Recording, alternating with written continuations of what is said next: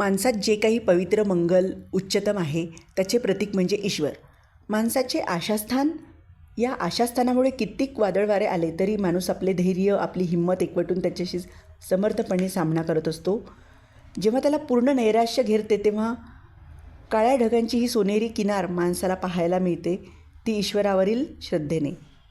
आणि या श्रद्धेच्या बळावर अधिकाधिक उच्च पातळीवर जाण्यास माणूस प्रेरित होतो. परमेश्वर हा सर्वश्रेष्ठ, सर्वशक्तिमान, परमोच्च, चैतन्यगर्भ, अनंत आहे असं त्याला वाटतं.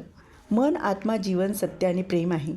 शरीराला अन्नाची गरज असते तशी आत्म्याला ईश्वराची, श्रद्धेची गरज असते, हे तो जाणतो. घरातील देवघर हे साहजिकच पवित्र, पावन स्थान आहे. रोजच्या पूजा प्रार्थनेद्वारे आपण आपल्या श्रद्धेने जणू नूतनीकरण करत असतो. आध्यात्मिक साधनेचा प्राथमिक टप्पा या दृष्टीने दैनंदिन पूजाविधीला महत्त्व असते आणि ही बाह्य पूजा क्रमशः आंतरिक ध्यानधारणाचे रूप घेत असते. त्यातून साधकाची आध्यात्मिक क्षेत्रातील वाटचाल स्थूलतेकडून सूक्ष्म जाणीव पातळीकडे होत असते. आधुनिक जीवनशैली आणि शहरीकरण यामुळे माणूस आपल्या मुळापासून तुटत दुरावत चाललेला आहे. आध्यात्मिकतेची जागा आता भौतिक आकांक्षांनी बळवलेली आहे.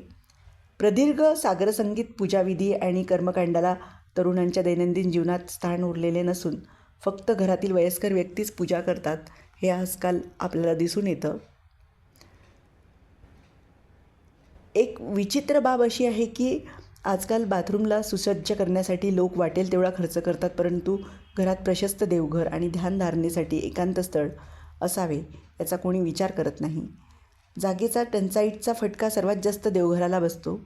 फारसे महत्त्व न देतात अडगळीतही ते देवघर करतात. जिन्याखालीसुद्धा देवघर केले जातात.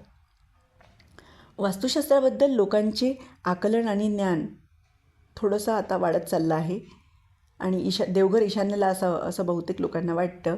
वास्तुशास्त्रातील ग्रंथांमध्ये तसे सांगण्यात आलेले आहे. ईशान्येवरील सात्विक गुण अधिराज्य असते.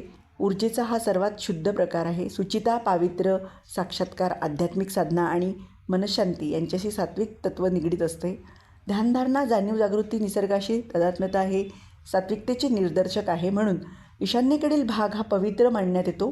पारंपरिक दृष्टीत ईशान्य ही देवाची दिशा मानली जाते. साहजिकच वास्तुरचनेत देवघर आणि ध्यान खोलीसाठी ईशान्येलाच अग्रगण्य स्थान दिले जाते. ईशान्य दिशा ही शिवपूजेसाठी सर्वात श्रेयस्कर असते. राजवल्लभ या ग्रंथात शिवपूजेसाठी ईशान्य कोपरा सुचवलेला आहे. वास्तुशास्त्राच्या दृष्टीने पुराणकथेवर भगवान शंकराने अधिराज्य ईशान्येला आहे, तेव्हा त्या दिशेला त्यांचे पूजास्थान असावे असे मानले जाते.